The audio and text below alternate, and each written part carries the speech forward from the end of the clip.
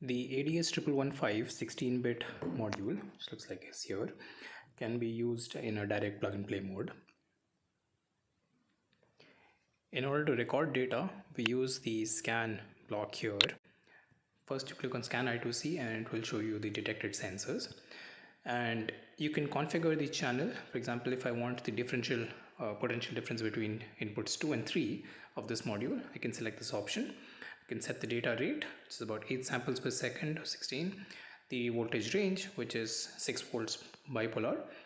And now this is plotting the bipolar voltage range. If I attach a button cell of 3 volts across this, you can see that's about, it's a 3.3 volt cell. And if I invert this, you get minus 3.3, and that's a differential channel. This sensor can also measure very small voltage ranges, so plus minus 0.256 volts. And what I wish to measure is the values from a thermocouple.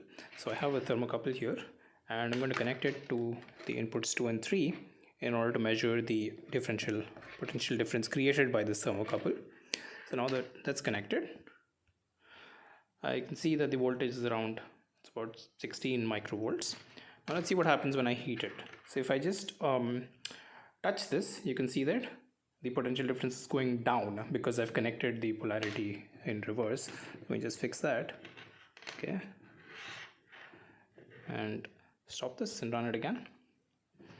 Okay. So now I have this in the positive domain.